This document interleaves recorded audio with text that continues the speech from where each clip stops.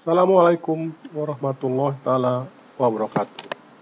Salam sejahtera bagi kita semua anak-anak Bapak yang Bapak sayangi. Dalam mata kuliah metodologi penelitian, kita akan mempelajari tentang tata cara bagaimana meneliti.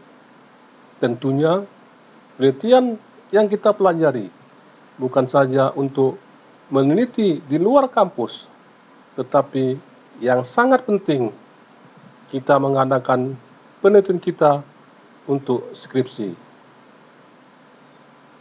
Dalam suatu penelitian mengatakan bahwa 10 orang mahasiswa 4-6 yang gagal dalam menyelesaikan perkuliahannya. Hal ini disebabkan karena tidak tuntasnya skripsi yang mereka lakukan. Jadi anak-anak Bapak semua, dalam 16 kali pertemuan ini, saya akan memberikan pengertian tentang tata cara penelitian, khususnya tentang penelitian by skripsi. Dalam penelitian, ada 2 jenis yang dilakukan peneliti. Yang pertama adalah penelitian kuantitatif, dan yang kedua adalah penelitian kualitatif. Penelitian kuantitatif lebih konsen dengan desain pengukuran dan berbentuk angka-angka yang diperoleh dari responden atau sampel.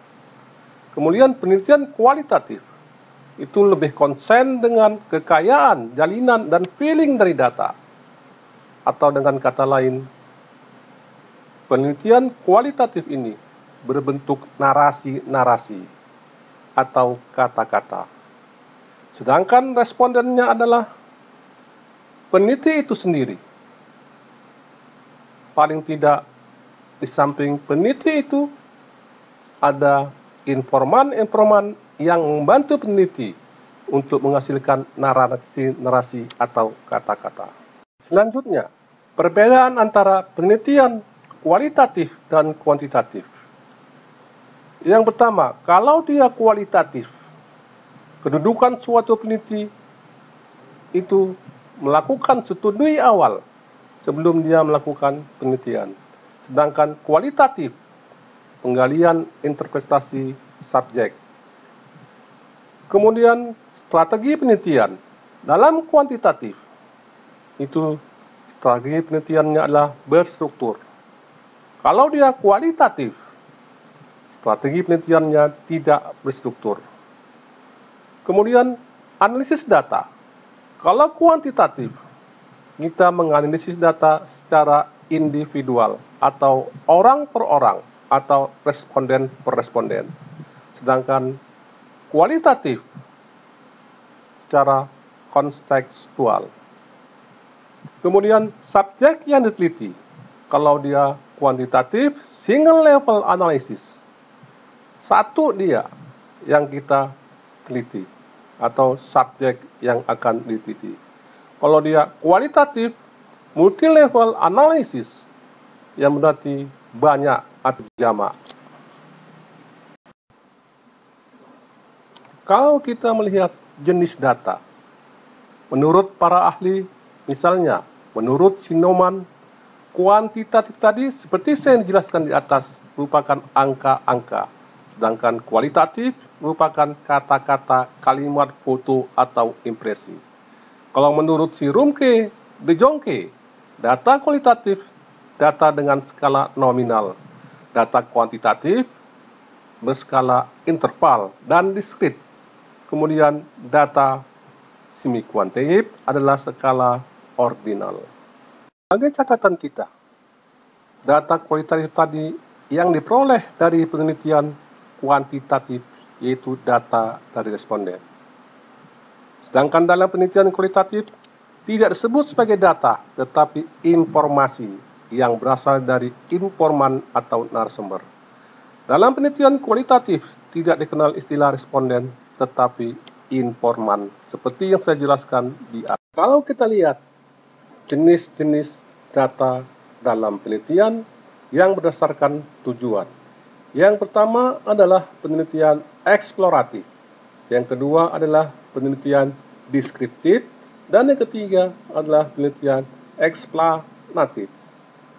Penelitian secara eksploratif bertujuan mengeksplorasi atau menggali topik yang sama sekali baru, ditandai dengan masih sedikitnya tulisan yang dihasilkan mengenai suatu topik.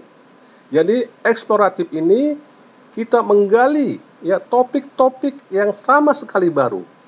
Ya, misalnya kita menggali topik masalah COVID-19. Bisa kita lakukan penelitian dengan sedikit tulisan yang dihasilkan mengenai topik ini.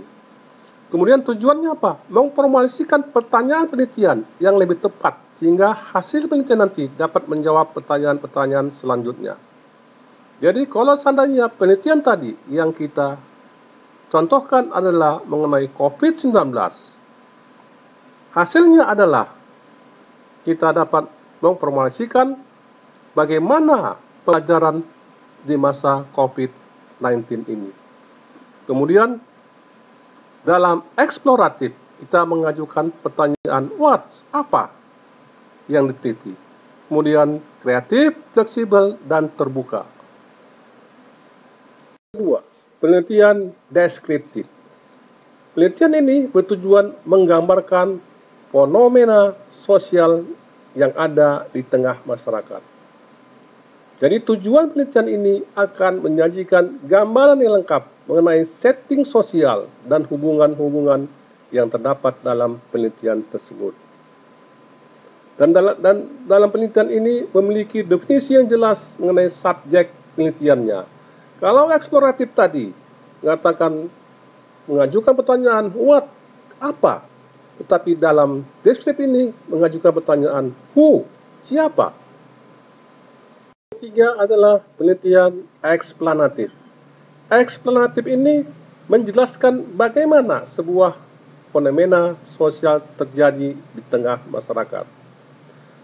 Penelitian diadakan setelah peneliti mengumpulkan informasi mengenai topik yang telah diketahui dan memiliki gambaran yang lebih jelas. Peneliti berkeinginan untuk menggali lebih jauh topik tersebut dengan pertanyaan why. Kalau tadi eksploratif adalah what, kemudian deskriptif adalah who, kalau eksplanatif adalah why.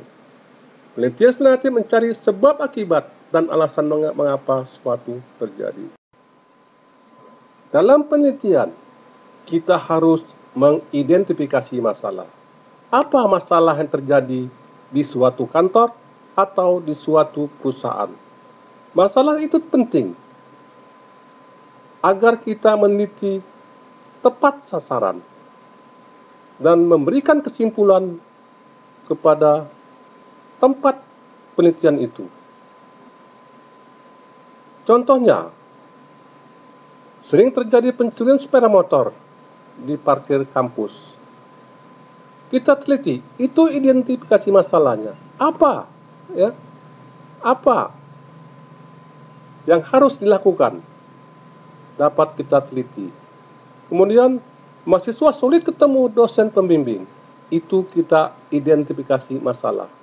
Kenapa itu terjadi? Itulah yang akan kita. Dalam mengidentifikasi masalah tersebut, masalah-masalah harus kita evaluasi. Apakah masalah-masalah tersebut menarik atau tidak? Kemudian, apakah masalah tersebut bermanfaat bagi kita, bagi orang lain, dan bagi tempat kita, perusahaan tempat kita meneliti. Kemudian ada hal yang baru, dapat diuji, kemudian dapat dilaksanakan. Masalah yang penting dan yang paling penting adalah tidak melanggar etika atau SARA. Kemudian objektifikasi masalah.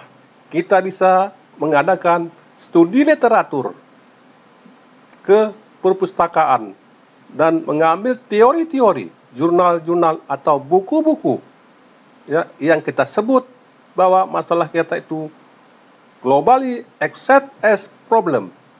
Kemudian pengamatan lapangan. Pengamatan lapangan juga dapat kita identifikasi apa masalah-masalah yang ada di lapangan dengan penelitian studi awal atau menyebar kuesioner atau wawancara ke target penelitian. Tujuannya apa?